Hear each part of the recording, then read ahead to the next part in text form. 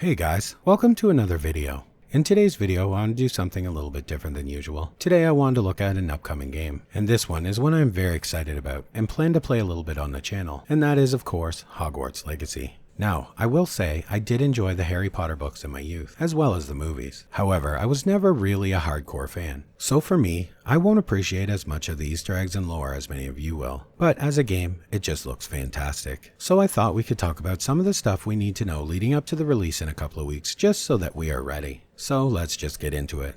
So in case you haven't been following the game closely, it is set to release on PC February 10th, and you can purchase it on Steam in 2 editions, which we will get into shortly. But first, what is the game exactly? Well, Hogwarts Legacy is an open-world action RPG set in the world first introduced in the Harry Potter books. Embark on a journey through familiar and new locations as you explore and discover magical beasts, customize your character and craft potions, master spellcasting, upgrade your talents, and become the wizard you always wanted to be.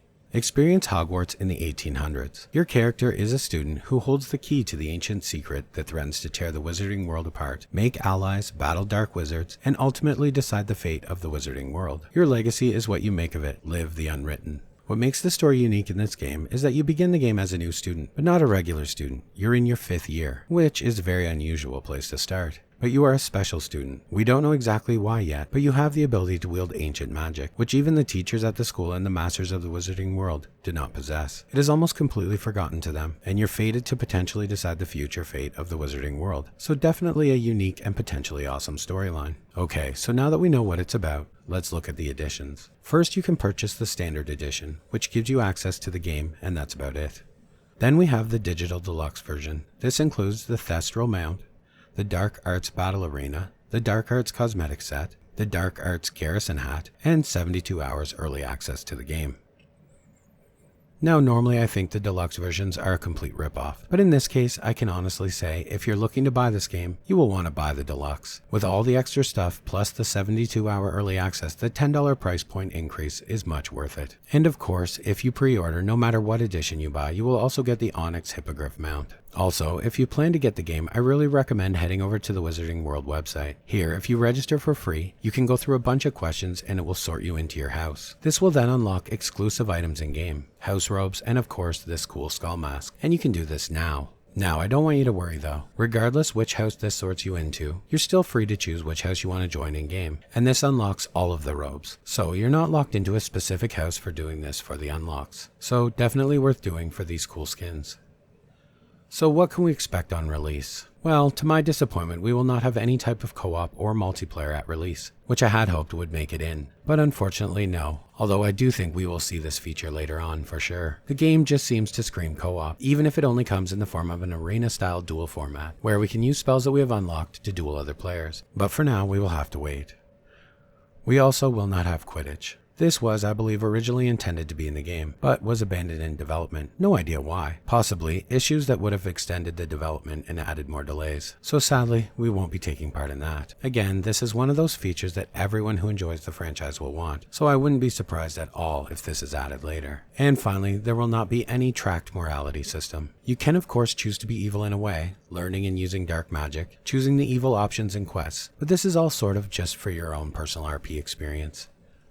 At release, we won't see a system that keeps track of your choices changing the world depending upon them, in a good or evil path. Like for example in Star Wars The Old Republic Online. In that game, every choice you make plays into a dark and light system, which unlocks abilities, vendors, quest options, the sky's the limit. This game won't have that though, which many of us thought and hoped that it might. So what does it have? Well, a lot actually. First, the game features a very cool system of side quests which offer experience, unique rewards in the form of gear, companions, and spells. They will also lead you to hidden areas throughout the school you wouldn't have otherwise come across. And the companions that you find will be a big part of your experience, all coming with their own stories, abilities, and aid you in big ways throughout the main narrative of the game. You will also have your own room of requirement. This is a feature that I am personally very excited about. This will work as a sort of personal housing system. Not exactly, but as close of a description as I can think of, where you will be able to manipulate and change the architecture and scenery to your own desired liking. You can, while inside, conjure up things like workstations, rugs, lighting, in much the way you would expect from a private apartment area for a magician. This area is also where you will identify gear you acquire using the identification station, upgrade it using the loom, make potions you would normally have to buy, and all sorts of other things. Which leads us to the next exciting feature we will have, which will be the Beast Care and Breeding Center. There will be a magic door in your room of requirement that will lead you to your vivariums. These will be areas where you can care for and raise your pets. You will be able to breed, play with, feed, all sorts of things we would expect in terms of caring for creatures. But what's most important here is that it isn't for nothing. This will be how you get the materials you will require to upgrade and craft items in your room of requirement. When feeding or playing with your creatures, you will be given these materials from them as a sort of token of affection or whatever. So it'll be very important to your power in the game as you move forward through the story. We also will have a massive map to explore and discover in. They haven't shown us the map in its complete form yet, however they have stated multiple times and shown in many dev videos that it is just massive, and it isn't empty. And a very cool feature we are given in the game is the ability to choose to turn off the minimap. What this does is removes the little map markers,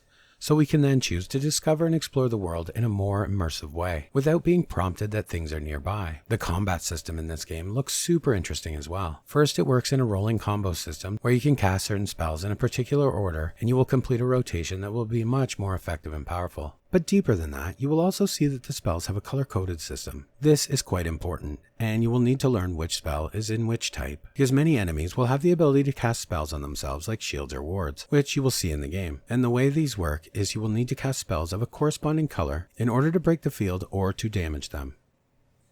And the last thing I wanted to talk about, because it is one of the best features in any game, is of course the field guide challenges. This works much like it does in any other games like Lost Ark for example, where you measure your completion of the game by completing everything in this book. There will also be exclusive items and spells tied to these completions, so I don't know about you, but I'm very excited to delve into this and get started. I love having a sort of achievement tracker in games and always am very disappointed when this isn't included. So overall guys, this looks like a fantastic game and I'm very excited to get into it and start exploring. I will be posting videos now and then around my gameplay of it.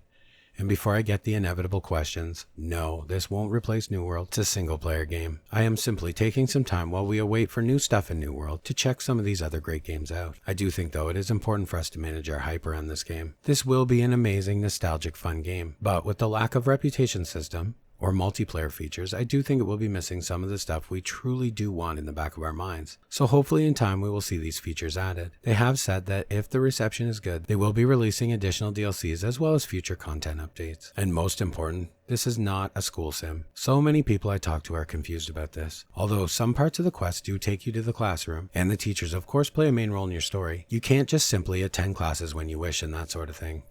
Also, it is at the time of release 100% a single player game. I really want to be clear on this. Yes, we all want and expect co-op, but let's manage our desires here, because that's what it is, a desire. It is not promised, it is not something we are owed, it's something we hope for. And I just want to be very clear about it, because it would be horrible to buy this game only to realize on release day that it was single player and you expected something else. Okay guys, what do you think? Will you be playing this one? Or is it just not for you? Let me know in the comments. And as always guys, thanks for watching, and I will see you in the next one.